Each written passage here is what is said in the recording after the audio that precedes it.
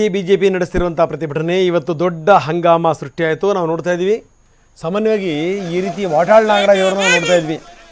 ಎತ್ಕೊಂಡು ಹೋಗೋದು, ಕೂಡ್ಸ್ಕೊಂಡು ಕರ್ಕೊಂಡು ಹೋಗೋದು, ಒಂದಿಷ್ಟು ಜನ ಎತ್ಕೊಂಡು ಹೋಗೋದು, ಇದೆಲ್ಲವೂ ಕೂಡ ಈಗ ಬಿಜೆಪಿ ನಾಯಕರು ಇವತ್ತು ಪ್ರತಿಭಟನೆ ಮಾಡ್ತಾ ಇದ್ದಾರೆ. ನಾವು ತೋರಿಸ್ತಾ ಇದ್ದೀವಿ ನೋಡಿ, ಅಶೋಕ್ ಅವ್ರನ್ನ ಎತ್ಕೊಂಡು ಹೋಗ್ತಾ ಇದ್ದಾರೆ.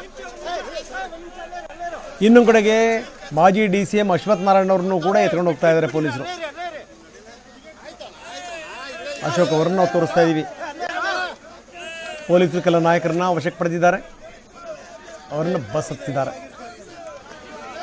ಬನ್ನಿ, ನಮ್ಮ ಪ್ರತಿನಿಧಿ ಕಿರಣ್ ಈಗ ನಮ್ಮೊಂದಿಗೆ ನೇರ ಸಂಪರ್ಕದಲ್ಲಿದ್ದಾರೆ. ಕಿರಣ್, ಒಂದು ಕಡೆಗೆ ಯಾವುದೇ ಕಾರಣಕ್ಕೂ ನಾನು ರಾಜೀನಾಮೆ ಕೊಡಲ್ಲ, ರಾಜೀನಾಮೆ ಕೊಡುವಂಥ ಪ್ರಶ್ನೆನೇ ಇಲ್ಲ, ಯಾಕಂದರೆ ನಾನು ತಪ್ಪು ಮಾಡಿಲ್ಲ ಅನ್ನುವಂಥ ಮಾತನ್ನು ಮುಖ್ಯಮಂತ್ರಿಗಳು ತುಂಬ ಸ್ಪಷ್ಟವಾಗಿ ಹೇಳ್ತಾ ಇದ್ದಾರೆ. ಇನ್ನೊಂದು ಕಡೆಗೆ BJP ನಾಯಕರ ಪ್ರತಿಭಟನೆ ಕೂಡ ಜೋರಾಗಿ ನಡೆದಿದೆ, ಒಂದು ಹಂಗಾಮ ಕೂಡ ಸೃಷ್ಟಿಯಾಗಿದೆ. ಏನೇನು ನಡೀತು ಕಿರಣ್?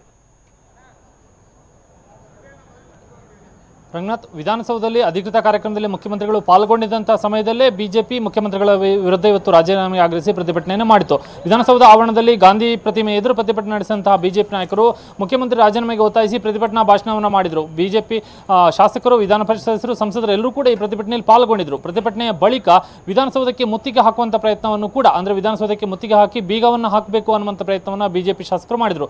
ಆರಂಭದಲ್ಲಿ ವಿಧಾನಸೌಧದ ದಕ್ಷಿಣ ದ್ವಾರದ ಗೇಟ್ಗೆ ಬೀಗ ಹಾಕಬೇಕು ಅನ್ನುವಂಥ ನಿರ್ಧಾರವನ್ನು ಮಾಡಿದಂತಹ ಬಿಜೆಪಿ ನಾಯಕರು ನಂತರ ತಕ್ಷಣ ನಿರ್ಧಾರವನ್ನು ಬದಲಿಸಿ ಪಶ್ಚಿಮ ದ್ವಾರದತ್ತ ಕಾಲ್ನಡಿಗೆಯಲ್ಲಿ ಬಂದು ಅಲ್ಲಿ ಬೀಗವನ್ನು ಹಾಕಬೇಕು ಅನ್ನುವಂಥ ಪ್ರಯತ್ನವನ್ನು ಮಾಡಿದರು.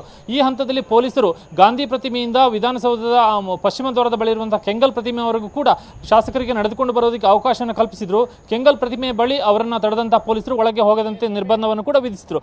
ಈ ಸಂದರ್ಭದಲ್ಲಿ ಒಂದು ಹಂತದಲ್ಲಿ ಬಿಜೆಪಿ ಶಾಸಕರು ಪೊಲೀಸರ ಜೊತೆ ವಾಗ್ವಾದವನ್ನು ಒಳಗೆ ಬಿಡಬೇಕನ್ನುವಂಥ ಒಂದು ಒತ್ತಾಯವನ್ನು ಮಾಡ್ತಿದ್ದಂಥ ಸಂದರ್ಭದಲ್ಲಿ ವಿಧಾನಸಭೆ ವಿಪಕ್ಷ ಉಪನಾಯಕ ಅರವಿಂದ್ ಬೆಲ್ಲದ್ ಏಕಾಏಕಿಯಾಗಿ ಪಕ್ಕದ ದಾರಿಯಿಂದ ನುಸುಳಿ ವಿಧಾನಸೌಧದ ಪಶ್ಚಿಮ ದ್ವಾರದ ಬಳಿಗೆ ತೆರಳಿ ಅಲ್ಲಿ ಬೀಗವನ್ನು ಹಾಕುವಂಥ ಗೇಟನ್ನು ಲಾಕ್ ಮಾಡುವಂಥ ಒಂದು ಪ್ರಯತ್ನವನ್ನು ಮಾಡಿದರು. ನಂತರ ಅವರನ್ನ ಬಲವಂತವಾಗಿ ಪೊಲೀಸರು ಹೊರಗೆ ಕರೆದುಕೊಂಡು ಕೂಡ ಬಂದರು.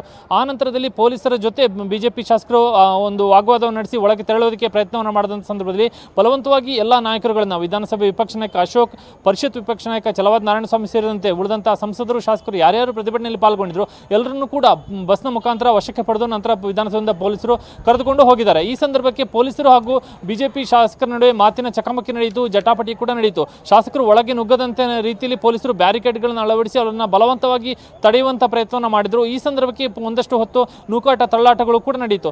ಇಲ್ಲಿ ವಿಧಾನಸೌಧದಲ್ಲಿ ಯಾವುದೇ ರೀತಿಯಾದಂತಹ ಒಂದು ಕಾರ್ಯಚಟುವಟಿಕೆಗಳು ನಡೀತಾ ಇಲ್ಲ, ಮುಖ್ಯಮಂತ್ರಿಗಳು ತಮ್ಮ ಕುರ್ಚಿಯನ್ನು ಭದ್ರಪಡಿಸುವಂಥ ಕೆಲಸದಲ್ಲಷ್ಟೇ ನಿರತರಾಗಿದ್ದಾರೆ ಅನ್ನುವಂಥ ಆರೋಪವನ್ನು ಮಾಡಿ ಇಲ್ಲಿ ವಿಧಾನಸೌಧಕ್ಕೆ ಬೀಗ ಹಾಕುವಂಥ ಪ್ರಯತ್ನ ವಿಪಕ್ಷ ಬಿಜೆಪಿ ಶಾಸಕರು ಮಾಡಿರುವಂಥದ್ದು. ಆದರೆ ಪೊಲೀಸರು ಅದಕ್ಕೆ ಅವಕಾಶವನ್ನು ಕೊಡಲಿಲ್ಲ.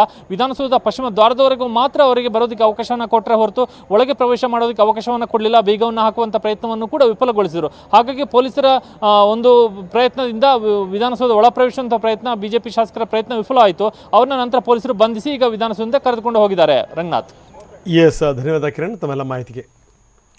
BJP ನಾಯಕರ ಪ್ರತಿಭಟನೆ, ಯಾವ್ಯಾವ ನಾಯಕರು ಪಾಲ್ಗೊಂಡಿದ್ದರು, ಏನು ಎತ್ತ, ಅದರ ದೃಶ್ಯಾವಳಿಗಳನ್ನು ನಾವು ನಿಮಗೆ ತೋರಿಸ್ತಾ ಇದ್ದೀವಿ. ಇನ್ನೊಂದು ಕಡೆಗೆ CM ಮಾತಾಡಿದಂಥ ರೀತಿ ಎಲ್ಲ ಒಂದು ಕಡೆಗೆ ನಿನ್ನೆ ಕೂಡ ನಾವು ಮಾತಾಡ್ತಾ ಇದ್ವಿ.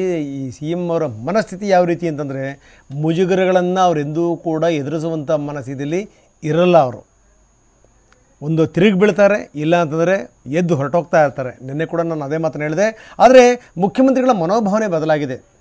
ಅವ್ರಿಗೆ ಗೊತ್ತಿದೆ ಈ ಸಂದರ್ಭದಲ್ಲಿ ನಾನೇನಾದರೂ ದುರ್ಬಲ ಆದರೆ ಅದು ತಪ್ಪು ಸಂದೇಶ ರವಾನಿಸುತ್ತೆ ಅಂತ. ಹೀಗಾಗಿ ಮುಖ್ಯಮಂತ್ರಿಗಳು ತುಂಬ ಸ್ಪಷ್ಟವಾಗಿ ಹೇಳ್ತಾ ಇದ್ದಾರೆ, ಯಾವುದೇ ಕಾರಣಕ್ಕೂ ರಾಜೀನಾಮೆ ಕೊಡಲ್ಲ, ಯಾಕಂದರೆ ನಾನು ರಾಜೀನಾಮೆ ಕೊಡುವಂಥ ತಪ್ಪನ್ನು ಮಾಡಿಲ್ಲ.